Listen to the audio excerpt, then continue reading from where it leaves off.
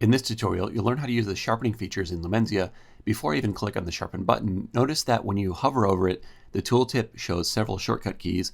An important one to be aware of is holding the shift key will allow you to automatically apply the last form of sharpening you used, so you can skip the dialog that I'm about to open by clicking on the button.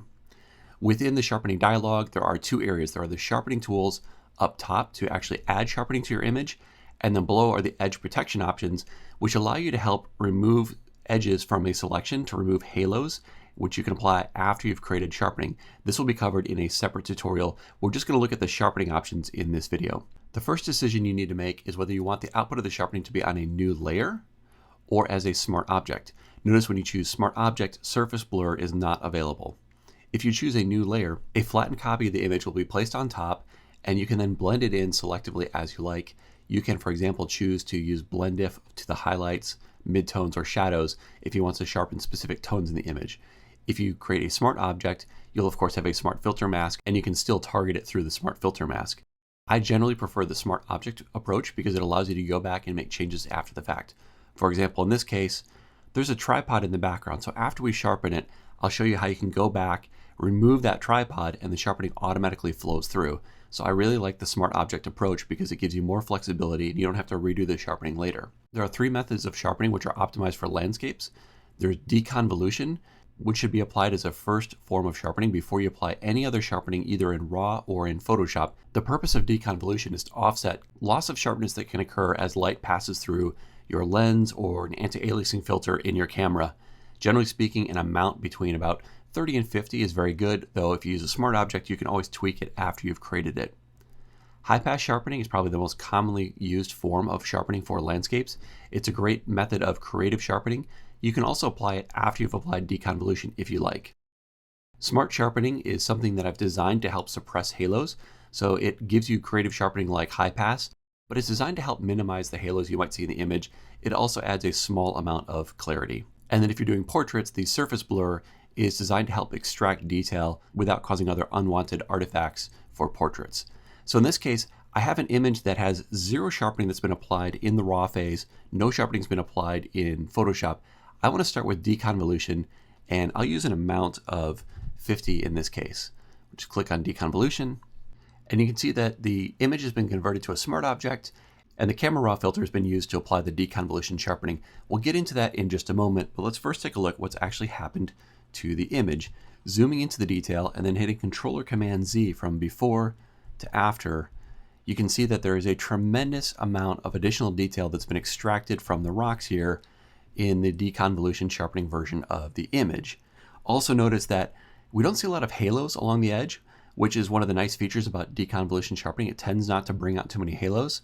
However, areas that are very smooth in the image, notice from before where things are very smooth to after, there's a bit of noise added. So one of the things I like to do with deconvolution sharpening is mask out areas that should not have any detail or mask in the areas that should. In either case, things like smooth texture here, skies, water, other things like that, you'll probably want to black them out when you use this type of sharpening. So zoom back just a little bit here. I'm going to hit W for the quick select tool, just grab this edge here, and now I can hit B for my brush, and clicking on the smart filter mask itself, using a slightly larger brush here, I can quickly paint some black in this mask. And of course I'd spend a little more time to do this, but hitting Command D to deselect, zooming back into the details, now notice that we have this nice deconvolution sharpening here on the rocks, no real halo, and the noise is gone here. So you can very quickly adapt this result to get the best of what it does and avoid the problems it might create in terms of noise. Looking from before here to after, you can see now that we're not adding noise, but we are adding a lot of detail on the side of things. So when you use deconvolution, it's always important to take a look at using the smart filter mask to get the best results. Let's now take a look at the filter itself. Double clicking on the camera raw filter will open it up for adjustment. If you're in Photoshop CS6, you'll see the smart sharpen interface instead, where you can adjust the amount. For Photoshop CC, you'll have the Adobe Camera Raw interface, and what you do is simply adjust this amount under the sharpening tab here. If we zoom into the detail, so just clicking in a few times to really take a look at the detail, if we crank up the amount here, you can see you can extract quite a bit more detail as you push it to the right. Now the smart filter mask is applied outside this interface, so you still see the noise in this preview, but it'll be gone when we click OK. However, at this point, it's way too crunchy, and generally speaking, I don't go often above 60 or maybe 70 in most of my images. So somewhere around the high 60s here, I think looks pretty nice. You might argue a little bit less, but I think that'll be a pretty good amount. So we did a good job starting with 50. Go ahead and click OK. And you can see we get that additional detail that's been extracted here from before to after with no change to this background area. Now we still have to address what I mentioned earlier, this tripod in the background. So if we had applied this as a separate form of sharpening, we would have to redo that. In this case, we can double click the smart object, and inside the smart object, which has been opened as if it's a new image, just zoom into this area of detail and we can correct it. I'll click on a new blank layer.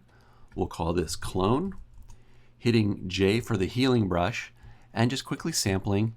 I can go and maybe create a new sample here and remove that tripod. I think that looks pretty good. So we'll go ahead and close that. Go ahead and say save. And now we can see in the original document from before to after, we've removed that tripod, but in doing so, we made no changes to the sharpening. It automatically updated, and that's the beauty of using smart objects for your sharpening.